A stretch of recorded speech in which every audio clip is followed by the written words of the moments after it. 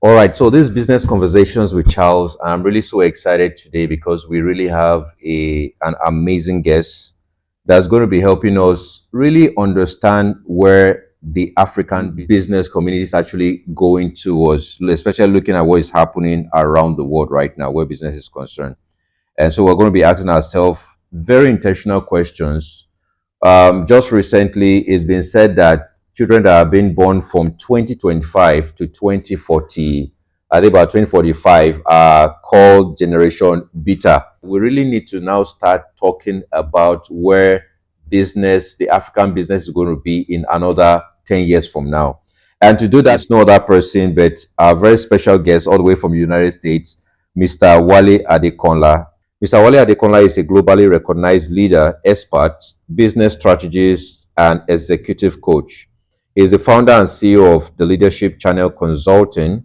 He is the president of BEC, the Business Executive Consultant Certification. He is also an executive director with the Maxwell Leadership Certified Team and a partner with Scaled Agile. He's an author of over 10 books on business and leadership. He's a 4BLK member and has been featured on amazing television stations for CBS News, NBC, USA Today, ABC, TVC, among others. And he's based in Texas, United States. So his name is it's really an honor for me to have Mr. Wale Adekanla right here in Lagos, Nigeria. You're welcome, sir. Thank you, Dr. Charles. You are very welcome. Glad to Wow. be here. Yeah, so this actually became very important because within the community that we're building right now are people that are really interested in the next steps. It's like everybody is going to the market to shop for success. And so they are meeting different people saying different things, and everybody is actually looking for what the answer is. And having been with you for a while, I've been able to understand what you bring to the table in terms of the global market space and the global business space as well. And then we're talking Africa. Yeah. And so if Africa right now doesn't wake up into the global realities where AI, artificial realities, augmented technology, and so many things are coming up, it becomes a very dangerous ground. So somebody said we are either expecting an economic boom or an economic doom. And people want to scale. And I know that as far as I'm concerned, you are one of the global authority when it comes to scaling business. What would you say about the present Nigerian business scenario? Why does it look like, in relation with the rest part of the world, why does it look like the Nigerian business climate is not where it needs to be? Wow. Thank you very much. This is an interesting question. First of all, I want to use this opportunity to appreciate everyone that is in business today in Africa.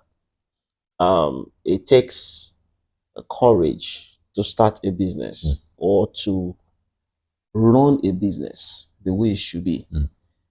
It takes that intentionality to say, I want to be an entrepreneur. I want to become not just a problem solver, but a risk taker. Because every entrepreneur is a risk taker. We all take risk and we jump when it is needed. So I want to appreciate every African, whether you're living in Africa or you are in the diaspora, for starting and running a business. You're adding value to the ecosystem. So to talk about Africa, we still have a huge opportunity. Wow. Very huge opportunity. And we need to start talking and start becoming what we should be in order for us to add more value to our continent. It's very imperative to create the right environment that is needed for ourselves. Of course, the government has its own place. And then the business owners, the entrepreneurs, they also have their own responsibilities. Many times people blame the government for everything. Yeah, we understand. The government has its own responsibilities. to create that enabling Environment. environment, of course, for things to function. For example, electricity is major, it's critical. Yeah, I mean, living in the United States, you have light 24/7. You know, it's like having someone who, an African who runs. Now, I want to kind of relate um, how things run, Yeah. with business. So let's say we have someone that plays football, right? Yeah. Of course, we call it football in Africa, Yeah, it's yeah. soccer, of In course, the in US. America. But here's the thing: someone who is playing in a community, in a sandy area, running and playing, the balls and playing very well. Imagine if you put that kind of person, someone who is very good, playing on the sand, or maybe running on the sand. You put that kind of person on a very beautiful track at the Olympic. Yeah. Imagine how that person will perform. That's true. It's going to be huge. The same thing happens when Africans move from Africa into an environment where everything is set. The environment is available for them to flourish. That's why many Africans, when they move to Europe or United States or Canada or any other country that has that kind of Yeah. environment for them, they flourish very well. However, we cannot also overlook the place of mindset. Amazing. I mean, I can use my own family as a case study. I saw my mother doing business. She worked very hard as a caterer, and I learned so much from her. In fact, my first MBA, I had the certification in my own family because I saw my mother doing all these things, and I really, really, truly love the heart she has for business. Wow. But here is a challenge that we need to be very cautious about. She never cared about systems, structures, or scaling the business. No documentation. She just wanted to do the job. She was the expert. Of course, we retired her 5 years ago. She was the expert. She was doing it, excellently. But she never cared about every other thing needed. So the business was everything about the business. Everything revolves around her. Wow. She's the professional and she's the asset, not the business. But and that's why the mindset thing is very important. I remember when I had a conversation with her. We laughed, we had fun. I'm like, Mom, I'm gonna put you in my book. It's gonna be a good one. Wow. You've taught me something. You've taught me what not to do. And that's what we need to be learning from the people who are ahead of us. Okay. What to do and what not to do, so that we can Wow. make things better. Yeah. We can innovate, we can create new things. So mindset is key. The reason why I'm talking about mindset is this: when every entrepreneur must first measure of mindset, that there is a need for a shift, because you cannot be using employee mindset to make a CEO decision. Amazing.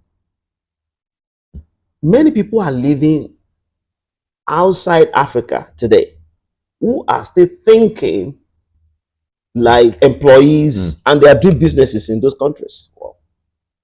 Many of them are still wandering around with the same mindset they've had in the past. Foolishness does not have location. Amazing. You can be foolish anywhere in the world. Because you have relocated your body and you have moved to another country does not mean that you have changed your mindset.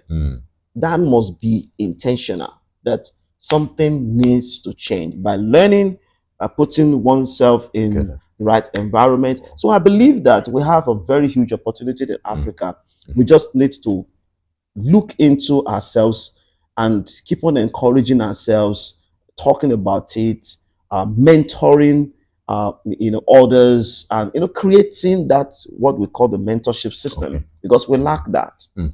We lack mentorship system, and that's one of the things we need to encourage. Coaching. Now we have many organizations and different institutions now that are coming together to Yes. create all these coaching systems, Yes. which is very awesome, Yeah. right? Yeah. Global brands. I mean, there are many of them in Nigeria. We have some in South Africa and Ghana, and and some other countries. I mean, across Africa. This is awesome. Yeah. So these are the things that we need to continue to encourage. Amazing. So I believe that everybody listening to the conversation right now, they are actually thinking how to be profitable in whatever their hands finds to do. Which I believe that that's actually the essence why a lot of people want to get into business. And I'm saying that also to add to the fact that you said something that was very critical. So it means at the end of the day, the goal of being a business owner is actually not to be the asset, and the business actually is supposed to be the asset. Yes. So help my audience understand what you mean by that. Absolutely. Thank you very much for that. I think let's take it from this angle. In every form of success, the mindset is 80%. The skill set is 15%, and the tool set is 5%. So we can get into that later. So I want us to major on mindset, because that is the foundation when it comes to building anything. Okay. Now we're talking about business, right? And we're thinking scalability.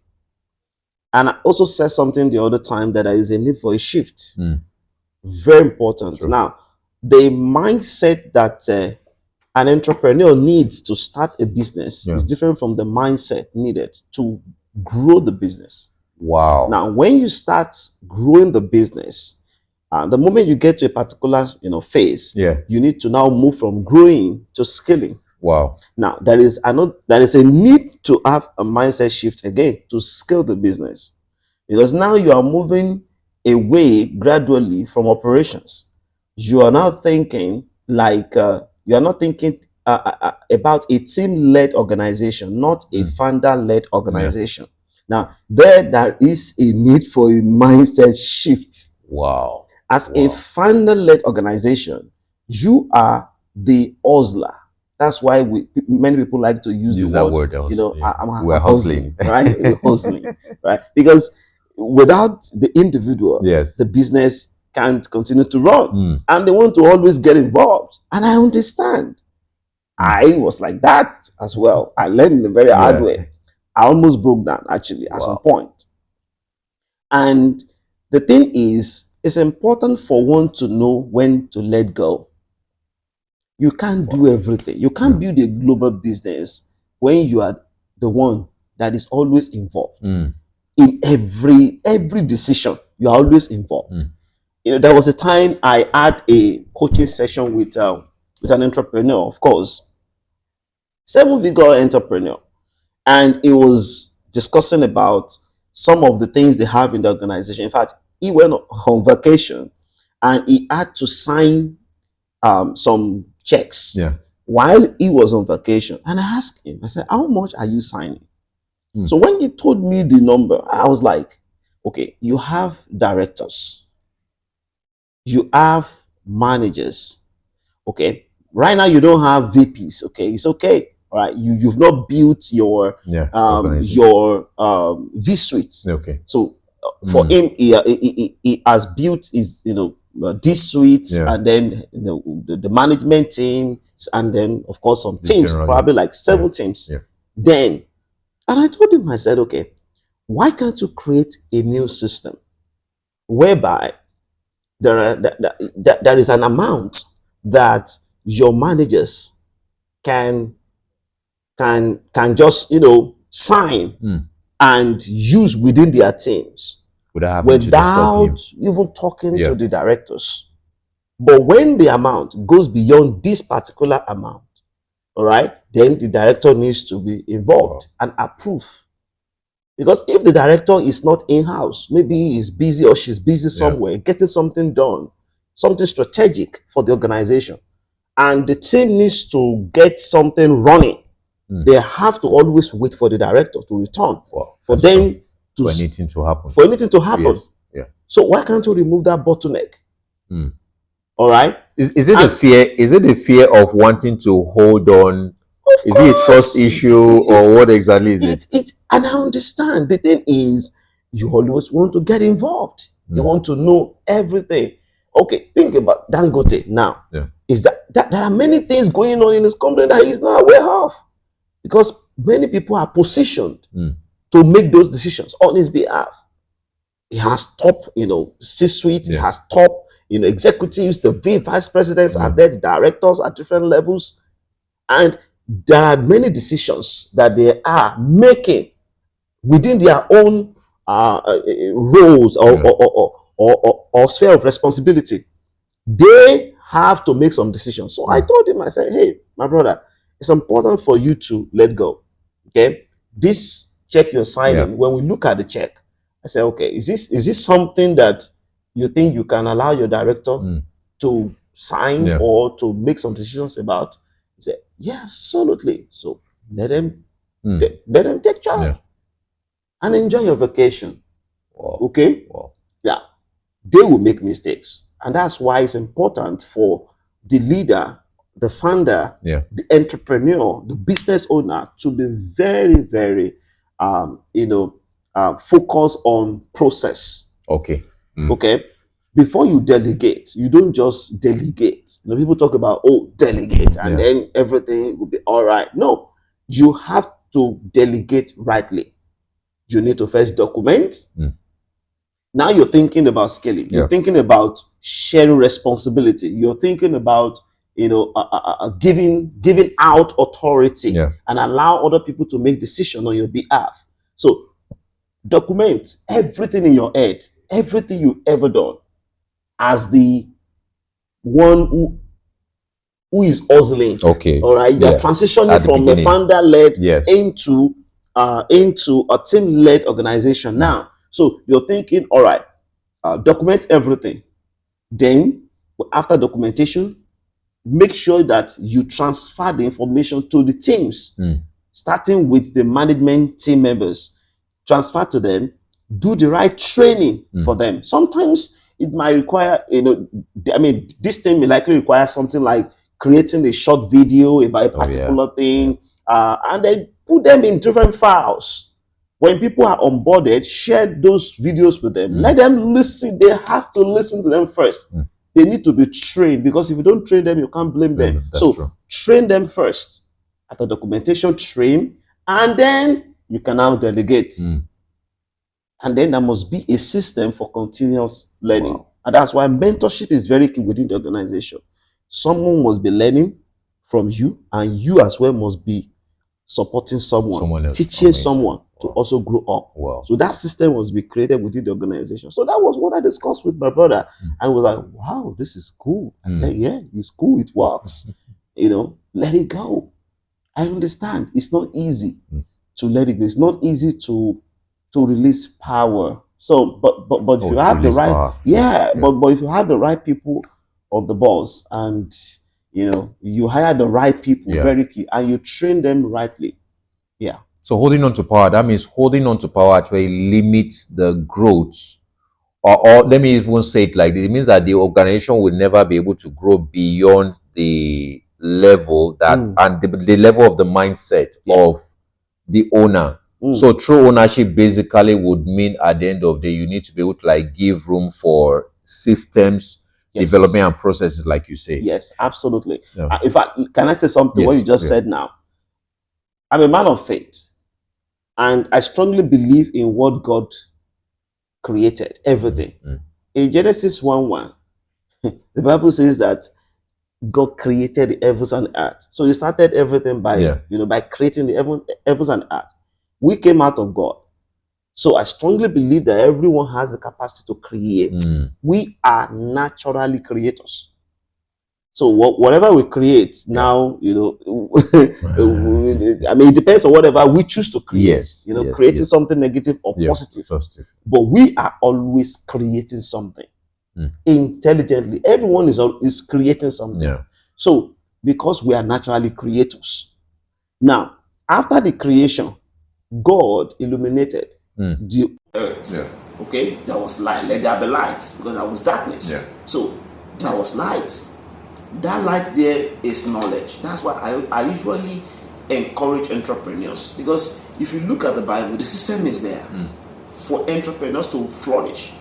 You create something, you've created an idea, you've identified a value, Yeah.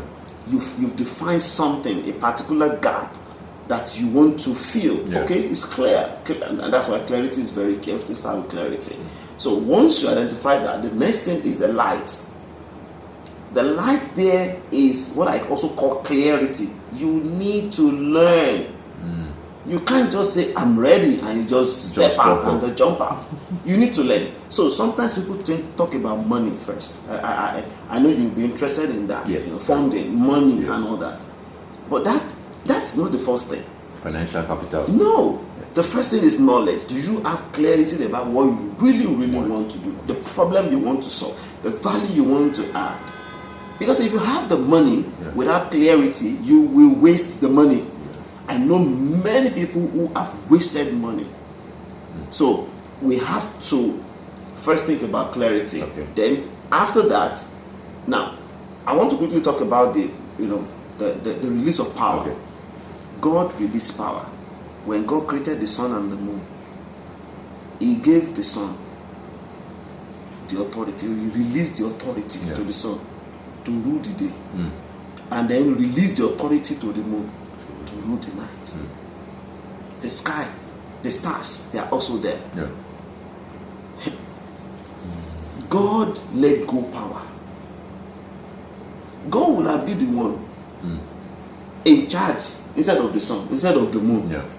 But He gave out the power. So when we go hard now, we are going to see the moon functioning, because the moon is in charge. The same thing should happen in businesses. By having the right systems and the right structures, let go. But don't just let go. There must be clarity about the responsibility. So the sun understands its role. The moon understands its role. The stars understands its role. Yeah. That's why they don't fight there. They know exactly when to come out. Then they know what to do per time. Yeah. Because everything is clear. System. Amazing. Okay. So one of the things right now that I believe a lot of people are actually interested is we're in 2025. Majority of what was spoken about during the millennium 2020 in terms of the internet right now, it's everywhere. Yeah. But right now we have another major thing that people are now beginning to get concerned about, because there's this assumption that with the wake of AI and AI-led technology, job specialization right now, that machine in terms of AI is actually going to be replacing human. I'll say the way I hear a lot of people say it.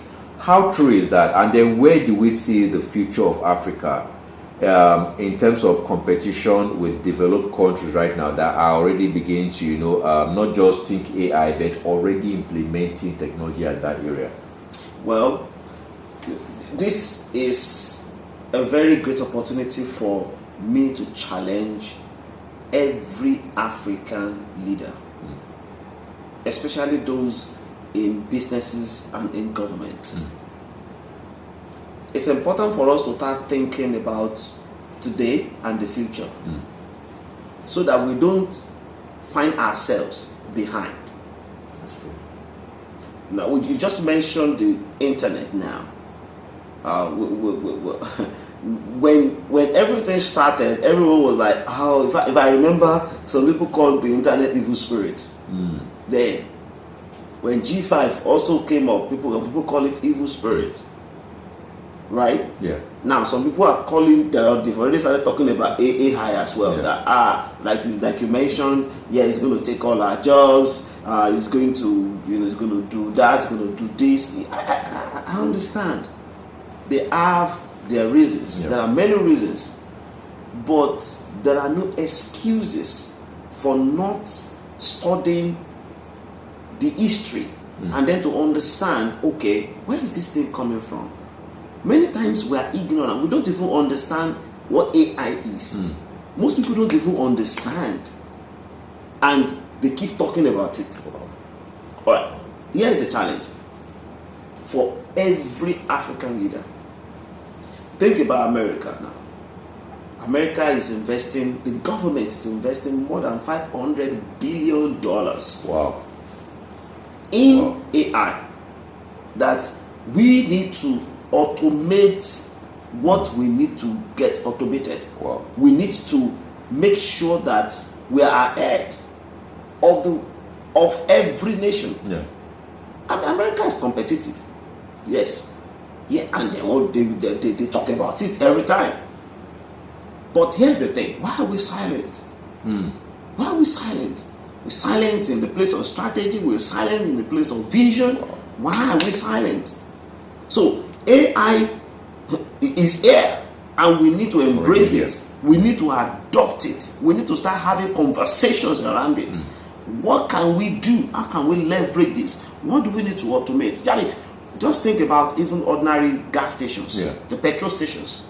For example, in Nigeria, some of these petrol stations should be automated. Oh, like it is in the Yeah, it US. should be automated. It's not hard. People are aware of this. They know what to do, but they won't do it. Because some people are flourishing in chaos. They know that if things are working right, our own flow of money will stop. And they don't want that currency to the flow to stop. That's the challenge we have. So it's in the DNA. And how can we start thinking about that? It's about vision. We need visionary leaders. We don't need trained leaders. No, because trained leaders are in charge. They say, I am in charge. No, we don't need people who are saying we are in charge anymore. We need people who are going to say, we are going to take care of the people that we are leading, and then create the right environment for them, because they are transformed people and they are interested in helping others to become transformed. Those are not trained leaders, they are transformed leaders. So we need visionary leaders who are completely transformed, who can start thinking about what can we create out of this. How can we leaders who can start thinking about, okay, for the youth, how can the youth leverage the AI? For the government workers, how can they leverage AI? So it's important for us to know, to look at history, to look at pattern. Whatever we are seeing today, it's a pattern. So we need to recognize pattern, first of all. And then number two, we need to tap into pattern. I call it pattern usage. We need to use pattern. Okay, what are the things that worked that we can learn from and then use as a nation now? As a nation, or as a business. What are the things that worked that we can use today? Look into Harvard Business School, their research. Look into Lagos Business School. Look into Abuja Business School. Look into all the business schools that we have in Africa. Study what is the new data. I mean, what exactly do we need to understand? Now let's make use of the pattern. Then number three is pattern creation. What can we create? That's why I love Beck, actually. For us, we studied pattern. We've recognized pattern. We've seen the problems and the gaps in leadership. We've seen the problems and the gaps in scaling businesses. And that's what we call the Beck advantage. Now, we look at, okay, how can we use this pattern? Okay, we have challenges in business scalability in Africa. An average African does not understand what it means to scale a business. And because everybody just hustling. That's why we have many businesses that are not global. So then we have created a pattern. Pattern creation means, because you have recognized pattern, you are using pattern. Now, what is the new thing that you can create out of all that you have learned in order to create a big solution and fill a big gap. That's what BEC stands for. Scaling leaders and scaling businesses. Wow. Because there is a huge gap in the place of leadership and a huge gap in the place of business scalability. Wow, this has really been a powerful podcast. To get more information about BEC, you actually can see the information on the screen. Now, I believe the people are really going to be interested in being part of what is happening within, because I see BEC as a safety net for a whole lot of business people and aspiring business people as well. So, what is that thing? Okay, you talked about the uniqueness. When are we expected to have BEC fully ready for the African business person? Awesome. Yeah. So please watch out for BEC. It's going to transform businesses. It's going to transform nations. Okay. We're going to have BEC launched in August 2025, and it's going to be launched in Nigeria. We're going to launch it in Lagos and also launch it in Abuja. And after this launch, because BEC is going to be available for anyone who wants to join from any part of the world, because we're adopting a hybrid system for BEC. And here's the thing: once we launch in Nigeria and we call that BEC Africa, then we're going to also move to the diaspora. BEC London, BEC New York, BEC Toronto. We're going to have BEC in every nation that we know that Africans are. Of course, we're going to start with the major ones that we know, and as we continue to grow, we'll continue to take BEC to other countries. So it's all about scaling leadership, and it's all about scaling businesses. It's not another certification training. No, it's a 2-day program. But being part of this program, will create the opportunities for leaders, both in the private sector and the public sector, to understand what it means to scale leadership at all levels, and then to scale businesses and to create the enabling environment for businesses to scale, so that we can produce businesses that are really scalable, because not every business is scalable. Oh, that's true. That's true. Wow, this has really been an impactful section, ladies and gentlemen. I'm happy you could hook up with us on business conversation with Charles. So just in rounding up, what are your last words to a lot of people watching this right now that are either business people wanting to scale, or entrepreneurs, or aspiring entrepreneurs that have an idea?